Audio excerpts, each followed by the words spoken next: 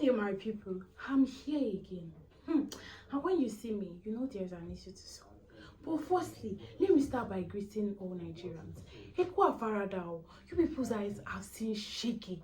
This hardship is too much. It's more like a famine. There is no food, there is no water, there is no light, no security. How do people want to have peace of mind? So I heard there is a protest in the country currently, and I want to put it to the citizens first.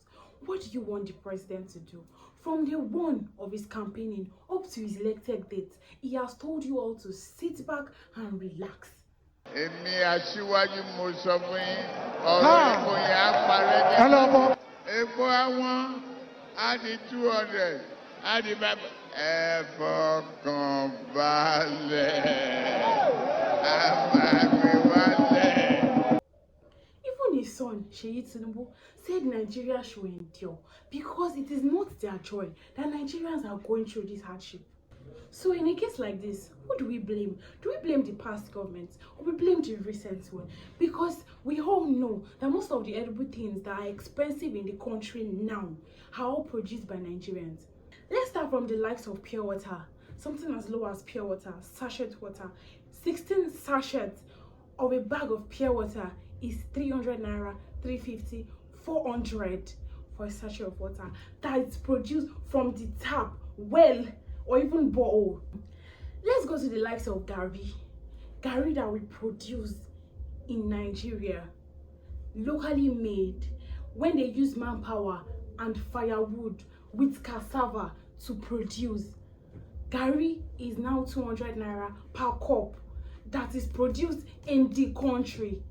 Let's go to the likes of our rice, our local rice, 300 naira per cup. Why? Like, why is it that expensive? And many other things like that. Beans, even pepper that we grow from the soil by ourselves is expensive. So let's look at that type of factor. Are we still meant to blame the government? I will just say people are looking for other factors, and that is why complaints are too much in the country. They are shying away from their own set of responsibilities and putting everything on the government. Let's start with the cause of this so-called protest. Job opportunities. They say there are no jobs in the country. Is it that there are no jobs in the country, or the facilities are not enough for the citizens in the country to cater for the whole population? What happens to farming? Let's take a look at the likes of India, the likes of China, with over 1.5 billion citizens. They don't rely on the government for everything. Our government cannot even feed 1,000 citizens, not to talk of billions. People are complaining increase in food rates. As they said, it's where then they work and they chop. There is no meant to be food for a lazy man. Insecurity is another major problem in the country. Do we know that insecurity is worldwide? It is not only in Nigeria. It is just rampant in Nigeria because most Nigerians are less busy.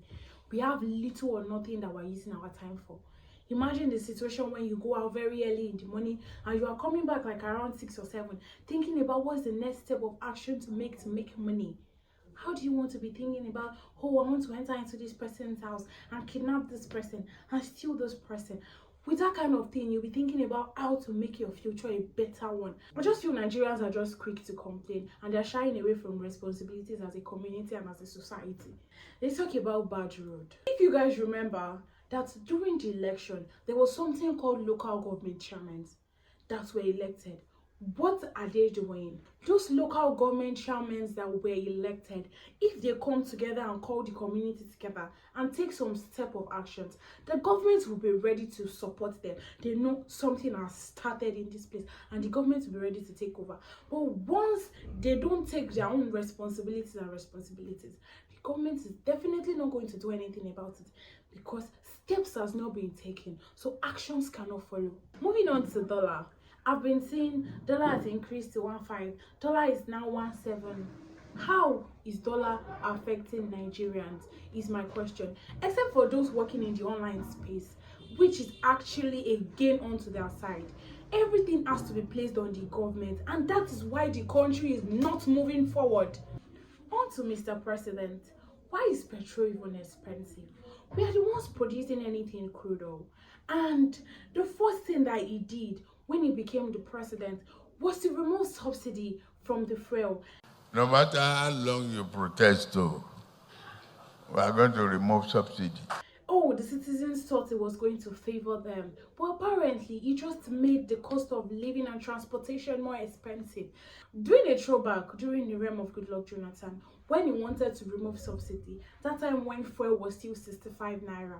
If Nigerians had known, they should have gone through all of what they are going through now, then it would have been better. But then they complained about this protest and it was brought down to the normal price. Now that it is now above, let me say, times 60 of what it was before, the complaint is now excessive. So now let's talk matter where matter is meant to be, and let's It is no longer surprising that this protest of a thing does not lead Nigeria anywhere than extra loss of life and properties. So I will just endorse Nigerians to be more productive and focus on their daily activities and make money for them and their family, because things are becoming more hard and hard, and I will not say that things are going to keep getting hard or things are going to come down, because I will not say the government is trying their best or they are not trying their best. I will just say, as citizens, I think we need to do better. Peace out.